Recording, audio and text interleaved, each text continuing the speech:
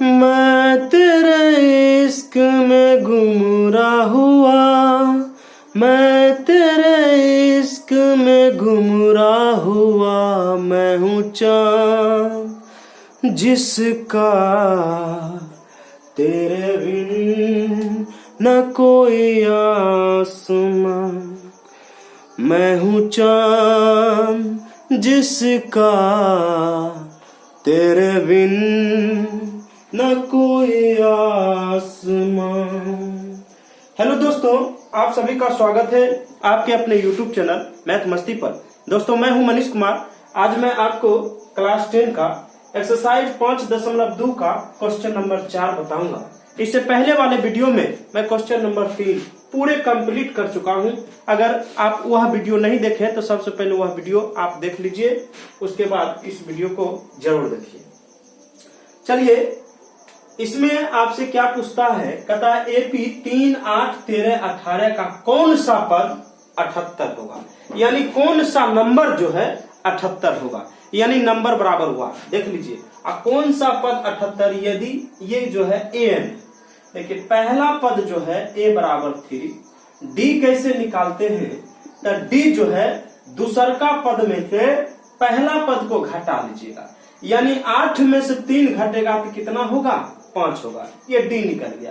कहता कौन सा नंबर, यानी नंबर बराबर वाट, ठीक है, और पद 78 होगा, यानी an बराबर 78 है। ठीक, अब लगा लीजिए फार्मूला। कौन फार्मूला, an बराबर होता है a plus n-1 into D होता है। यही फार्मूला पर आसानी से आप निकाल सकते हैं। देखिए an का वैल्यू कितना, तो 78 है तो 78 रखिए, a का वैल्यू है 3 तो 3 रखिए, n का मान नहीं है पता और d का मान है 5। अब देखिए ये 3 को सबसे पहले इधर कर लीजिए, यानी 78 में से 3 जाएगा तो कितना होगा, 75, n-1 और यहाँ 5। ये 5 से काट दीजिएगा तब 15 बार में कट जाता है। ठीक, 15 बराबर n-1 और 1 है माइनस में, उस पार में इस पार ले आइएगा तो प्लस हो जाएगा, यानी 16 आपका आंसर होगा। तो हम कह सकते हैं कि 16वां पद जो है 78 होगा। कौन सा पद 78, तो 16वां पद 78 होगा। यह क्वेश्चन नंबर 4 कंप्लीट हो गया। चलिए अब आते हैं क्वेश्चन नंबर 5 पे। इस सवाल को आप नोट कर लीजिए। तो चलिए क्वेश्चन का 5 का पहला सवाल में आगे हैं, और इसमें भी आपसे पूछ रहा है कि कितने नंबर, ठीक है, कितने पद इतना इतना करके 205 तक पहुंच गए हैं, यानी सबसे अंतिम 205 है, तो कितने नंबर होगा 205 तक में। देख लीजिए, पहला पद जो है, यानी पहला पद को मानते हैं a। अब d कैसे निकालते हैं, डिफरेंस। दूसरा पद में से पहला पद को अगर घटा दीजिएगा तो आपको डिफरेंस निकल जाएगा, यानी 13 में से 7 गया तो 6 हो जाएगा। ठीक, n का मान नहीं है पता, यानी n बराबर वाट और an बराबर है 205। टोटल जो है 205 है, तो नंबर बताइए ना, कितने नंबर, कितने पद होगा टोटल में। तो लगा दीजिए फार्मूला, an बराबर होता है a प्लस n-1 इंटू में d होता है, और यही फार्मूला से काम खत्म है। देख लीजिए सवाल का, an का वैल्यू 205, a का वैल्यू है 7 प्लस n-1 और d का वैल्यू है 6। 7 को पहले इधर घटाइएगा, 15 में से 7 गया 8, यानी कितना होगा, 198 हो जाएगा। 99, 100, 1, 2, 3, 4, 5। ठीक, इधर n-1 और यहाँ 6 काट लीजिए ना, 6 से 6 तिया 18, 1 6 तिया 18। ठीक, यानी 33 आया, और n-1 और 1 को रुकिए, ये 1 को इस पार कर लीजिए, यानी माइनस में है, इस पार आएगा तो हो जाएगा प्लस में, और आपका 34वां नंबर जो है, यानी n का वैल्यू जो है आपको 34 आया। ठीक है ना, तो 34वां पद जो है, जब 34 को पद आ जाएगा तो 34वां पद 205 हो जाएगा और यही आपको निकालना है। नोट कर लीजिए इस सवाल को। अब आते हैं 5 का दूसरा सवाल में। नोट करिए इस सवाल को।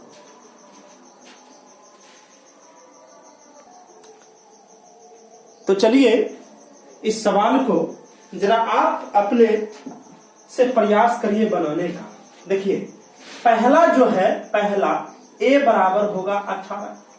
अब d निकालिएगा। अब d देखिए निकालने में थोड़ा सिस्टम खराब हो रहा है। यहाँ पे 15 दूनी 30, अब 30 में 1 मिलाइएगा। पहले पूर्णांक तोड़ना है। 15 दूना 30 और 1 31/2 में से घटाना है पहला संख्या को। d बराबर यानी 31 घटा 18 दूना 36/2 यानी d बराबर जो है -5/2 आएगा। कैसे कि 31 को कमाए और 36 को कर्जा है। 31 को लौटा दिए तब भी 5 को कर्जे में थे, यानी d बराबर जो है -5/2 आया। n का मान नहीं है पता और an जो है मान -47। अब लगा दीजिए फॉर्मूला वही। an बराबर होता है a प्लस n-1 इंटू में d होता है। an का वैल्यू जो है माइनस में 47 और a का वैल्यू 18 प्लस में n-1 और d का वैल्यू जो है माइनस में 5/2। ठीक है ना। अब 18 को इस पार बुलाइएगा तो क्या हो जाएगा माइनस में। देख लीजिए -47, 18 को बुलाइएगा इस पार माइनस में। इधर n-1 और d -5/2। अब घटा देखिए इधरों कर्जा में है, इधरों कर्जा में। ठीक ना। फलना आदमी से -47 को कर्जा लिए थे और चिन्ना आदमी से 18 को कर्जा। टोटल हमरे माथा पर कर्जा कितना हो गया 8 7 15 और 4 1 5 4 1 5 1 6, यानी टोटल हम कर्जा जो लिए 65 में। n-1 और -5/2 देख लीजिए। माइनस से माइनस खत्म, 5 से काटिएगा तो 5 से 13 बचे 65। अब ये 2 नीचे में है, इधर जब आएगा तो गुना हो जाएगा। ठीक है ना। भाग में है, इधर आएगा तो गुना हो जाएगा, यानी 26 बराबर n-1। n को रोक लीजिए और -1 को इस पार लाइए। 26 + 1 बराबर n, यानी 27 आपका आंसर हुआ।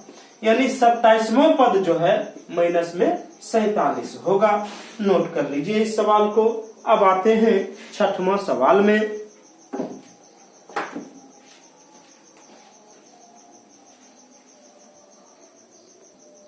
तो चलिए 6वां सवाल में आपसे पूछता है कि 11,8,8 5,2 का एक पद -150 है, ऐसा क्यों। देख लीजिए पहला जो है a बराबर होगा 11।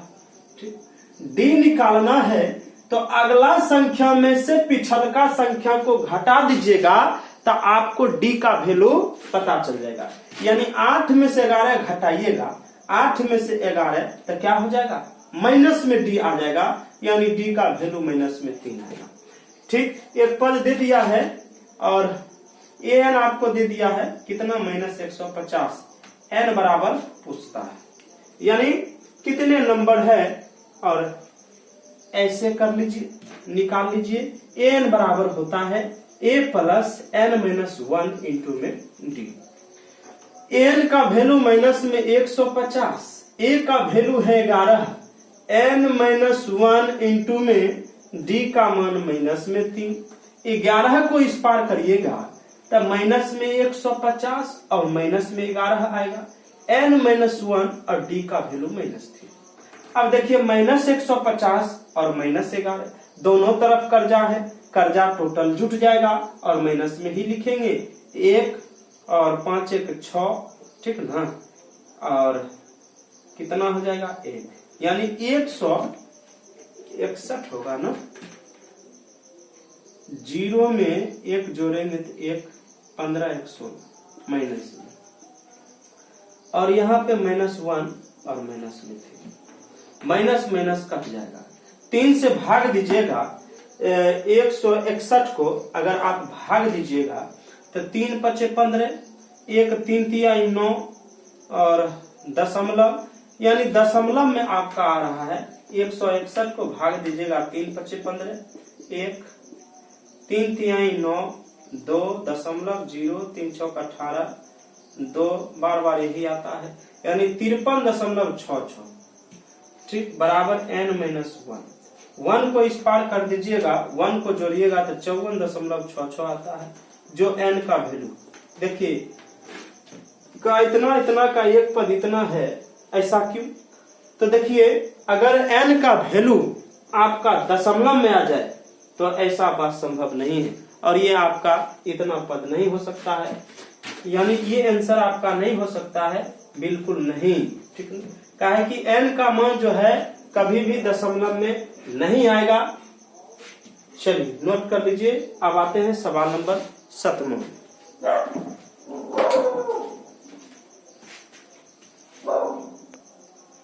तो चलिए अब सवाल नंबर 7 में एपी का 31वां पद ज्ञात करें जिसका 11वां पद 38 है और 16वां पद 73 है। देखिए बहुत ही आसान सवाल है। 11वां पद 38 है, यानी A11 जो है 11वां पद को हम ऐसे लिख सकते हैं, A11 जो है 38 है, ठीक, और 16वां पद 73 है, A16 बराबर 73। एक बात बताइए आप, A11वां पद बराबर 38 दिया है, हम इसको ऐसे लिख सकते हैं A10 बराबर 38, और A10 को हम लिख सकते थे कितना, सॉरी A11 को हम लिख सकते हैं कितना से, देखिए A11 को लिख सकते हैं A + 10D, ठीक। जब ऐसे रहेगा A11 है ना, तो A11 को हम A + 10D लिख सकते हैं, और A + 10D बराबर 38। ये समीकरण आपका 1 हो गया। यहाँ 16वां पद है तो 16वां इससे एक कम यहाँ लिख सकते हैं, A + 16D बराबर 73। ये समीकरण 2 हो गया। दोनों को घटा लीजिए, समीकरण 1 और 2 को घटा लीजिए, ठीक, समझ गए ना। A11 बराबर 38 है, यानी A11 को हम लिख सकते हैं A + 10D, ठीक ना, इससे एक कम जमा पद रहेगा। A16वां है तो इससे एक कम कर देंगे यहाँ A + 15D, A + 15D बराबर 73। अब कर लीजिए हम, ये सेम टू सेम है तो कट जाएगा। 10 गो D प्लस में 15D माइनस में तो -15 ही D आएगा, और यहाँ पर 13 में से 8 गया तो 5, 6 में से 3 गया 3, माइनस में होगा, माइनस माइनस खत्म, 5 × 7 = 35, यानी D बराबर 7 आया। D बराबर 7, और D का मान अगर यहाँ रख देते हैं तो A + 7 × D बराबर 38, यानी उधर जाकर घट जाएगा, 70 घट जाएगा 38 में से, तो कितना आएगा, 10 में से 8 गया 2, 6 में से 3 गया 3, यानी -32। A का मान जो है माइनस में 32 और D का मान जो है 7 आया है। अब 31वां पद आपसे पूछता है, इसको मैं थोड़ा मिटाता हूं। अब 31वां पद जब पूछेगा तो इसको हम क्या लिख सकते हैं, देखिए 31वां पद पूछे ना तो A + इसको 30D लिख सकते हैं। कितना, A + में 30D, देख लीजिए A + 30D। अब A का वैल्यू है -32, और 30 × 7, -32 + 7 × 21, यानी 7 × 21 210, घटा दीजिएगा, 10 में से 2 गया 8, और 20 में से 3 जाएगा 17, यानी 178 होगा इसका आंसर। यानी एपी का 31वां पद जो है 178 होगा। नोट कर लीजिए इस सवाल को। अब आते हैं सवाल नंबर 8वां। चलिए 8वां सवाल में कहता है एपी में 50 पद है जिसका तीसरा पद 12 है और अंतिम पद 106 है, तो 29वां पद ज्ञात करिए। देखिए इसमें थोड़ा लॉजिक सवाल ये है कि टोटल आपको 50 पद दे दिया है, ठीक ना, जिसका तीसरा पद 12 है। देखिए 50 पद दिया है, इसको कैसे सेटिंग करते हैं। तीसरा पद 12 है, यानी A3 लिखिएगा 12, तीसरा पद को A3 12, और अंतिम पद 106 है, यहाँ का टोटल 50 पद है, ठीक है ना। यही लॉजिक बात है कि अंतिम पद भी 50 है अंतिम पद भी 50 और अंतिम 106 यहाँ दिया है। ठीक, अब देखिए A3 को हम लिख सकते हैं, क्या लिख सकते हैं, A3 को लिख सकते हैं कि A प्लस 2D, A3 को लिख दिए A प्लस 2D और A प्लस 2D और यहाँ दिया है 12। समीकरण आप इसको 1 मान सकते हैं। A 50 बराबर 106 है तो A 50 को A प्लस 49D लिख सकते हैं और यहाँ 106 घटा लीजिए, ऐसे ऐसे कट जाएगा। अब यहाँ दो गो प्लस में 49 को कर्जा में है, घटा लीजिएगा तो माइनस में 47D आएगा। ठीक, और यहाँ पर भी माइनस में आएगा, काहे कि बड़ा संख्या माइनस में, 6 में से 2 गया 4, 10 में से गया 9, ये माइनस माइनस खत्म। 47 दूना होता है 94, यानी D बराबर जो है आपको D बराबर निकल गया कितना, 2। अब D का वैल्यू आपको 2 निकला। समीकरण इसमें यहाँ अगर डाल देते हैं तो यहाँ 2 से गुना हो जाएगा और 2 दूनी 4, 4 हो जाएगा, 4 उस पार जाकर घट जाएगा, यानी 12 में 4 घटेगा तो कितना होगा, 1 मान होगा 8, यानी A बराबर 8 निकल गया और D बराबर है कितना, 2। ठीक, यही हमको चाहिए। अब देखिए 29वां पद कैसे निकाल पाएंगे, ये आप निकाल लीजिएगा। D का वैल्यू कितना आया, 2, तो 2 को यहाँ रख दीजिएगा समीकरण 1 में, 2 दूनी हो जाएगा 4, 4 12 में से जाकर घट जाएगा, यानी 8 हो जाएगा A का वैल्यू। अब 29वां पद ज्ञात करना है, A 29 निकालना है तो क्या करिएगा, A प्लस 28 × लिखिएगा। अब A का वैल्यू है 8 तो 8, 28 गुने D का वैल्यू 2, 8 प्लस 28 दूनी हो जाता है 56, और 56 और 8 जोड़िएगा तो आपका आंसर हो गया 64। नोट कर लीजिए, और बहुत ही बेहतरीन सवाल था, और ये आज की सवाल की दृष्टि से, परीक्षा की दृष्टि से ये सब सवाल VVI माना जा सकता है, काहे कि ये सब सवाल पूछा जा सकता है।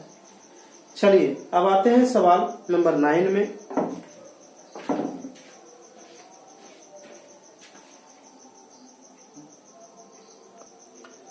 तो चलिए सवाल आ गए हैं 9 में। कहता AP के तीसरे और 9वें पद यानी 4 और -8 है, तो कौन सा पद शून्य होगा। देख लीजिए, AP के तीसरा पद और 9वां पद यानी A3 जो है तीसरे पद जो है 4 है, और 9वां पद यानी A9 बराबर -8। ठीक, कौन सा पद यानी नंबर जो है नंबर वाट और शून्य होगा, यानी AN बराबर शून्य होगा। ठीक ना, कौन सा पद शून्य होगा, तो nवां पद शून्य मान लीजिए, AN बराबर शून्य। ठीक ना, अब निकाल लीजिए AN, सॉरी पहले AN निकालने से पहले आपको A और D का वैल्यू चाहिए। ठीक है, A और D का वैल्यू कैसे निकालिएगा, तो A3 को आप लिख सकते हैं A प्लस 2D, और A प्लस 2D का वैल्यू कितना, 4। A9 है तो आप लिख सकते हैं A प्लस 8D बराबर में माइनस में 8। इसको हल कर लीजिए, माइनस रहेगा तो प्लस लगाइए, कट जाएगा। -8 में से अगर 2 घटाइएगा तो माइनस में 6 बचेगा, और यहाँ 8 4 हो जाएगा 12, 6 दूनी 12, यानी D बराबर जो है -2 आया। ये D को जगह अगर -2 यहाँ डालते हैं, D की जगह 2, तो -2 और -2 दूनी 4, -4 को अगर उस पार भेजाइएगा तो A का वैल्यू आपको 8 निकल जाएगा। ठीक, यानी D का वैल्यू -2 और A का वैल्यू 8। चलिए थोड़ा मैं इसको मिटा देता हूं। अब देखिए, अब लगा दीजिए, कहता है कौन सा पद शून्य होगा। हम AN मान लिए थे शून्य, AN बराबर जो होगा A प्लस n-1 इंटू में D। AN का वैल्यू हम 0 मान चुके हैं, A का वैल्यू 8 प्लस n-1, D का वैल्यू -2। 8 को इस पार भेजाइएगा तो माइनस में 8, n-1 और D का वैल्यू -2, माइनस माइनस खत्म, यानी 2 से 4 बार में खत्म। 4 बराबर n-1, 1 को इस पार लाइएगा तो 5 हो जाएगा, यानी n का वैल्यू जो है 5 आएगा। तो कौन सा पद शून्य होगा, तो 5वां पद जो है शून्य होगा। अब आते हैं सवाल नंबर 10 में, और यही सवाल आखिरी होगा। फिर मिलेंगे फिर अगले वीडियो में। तो चलिए एक सवाल और है, आप 10 पहले देख लीजिए, उसके बाद अगले वीडियो में फिर आगे की बात करेंगे। मैं तेरे इश्क में गुमराह हुआ, मैं तेरे इश्क में गुमराह हुआ, मैं हूँ चाँद जिसका तेरे बिन न कोई आसमां, मैं हूँ चाँद जिसका तेरे बिन न कोई आसमां। तो चलिए सवाल 10 में आ गए हैं। कहता एपी का 17वां पद ज्ञात करे, उसके एपी का 17वां पद उसके 10वें पद से 7 अधिक है, तो सार्वंतर ज्ञात करे। एपी का कहता है 17वां पद जो है उसके 10वें पद यानी A10 से 7 अधिक है, यानी प्लस लिखना है। अब देखिए ए 17वां पद को हम लिख सकते हैं क्या, ए प्लस में 16D लिख सकते हैं, नहीं लिख सकते हैं बिल्कुल। और A10 को क्या लिख सकते हैं, ए प्लस में 9D प्लस 7। यहां तक किसी को डाउट नहीं ना? डाउट। A17 को हम लिख सकते हैं ए प्लस में 16D, और A10 को लिख सकते हैं भैया ए प्लस में 9D, और यहाँ 7 लिखा है। अब देखिए ये पूरे को इस पार लाइए, उस पूरी, ठीक नहीं, एक कैटेगरी वाली संख्या का काम एक साथ कर लीजिए, ए प्लस 16D, और इसको इस पार लाइएगा तो माइनस हो जाएगा, ठीक ना, ए हो जाएगा माइनस में, पूरे बात माइनस में हो जाएगा, ठीक। और यहाँ 7 बचा। अब देखिए ए है प्लस में और ए है माइनस में, कट मिल जाएगा, कट गया। 16D में से 9D घटाइएगा तो 7D होगा, और यहाँ पर भी 7 है, 7 से 7 भी कट गया, और D का वैल्यू जो है, आपसे डिफरेंस ही पूछ रहा था तो आपका डिफरेंस जो है 1 आ गया। तो नोट कर लीजिए, फिर मिलते हैं अगले वीडियो में 10 से आगे सवाल लेकर। तो दोस्तों अगर मेरा वीडियो आपको अच्छा लगा है तो मेरे वीडियो को लाइक करिए, कमेंट करिए, और मेरे YouTube चैनल को सब्सक्राइब करके जरूर जाइए। तो तब तक के लिए धन्यवाद।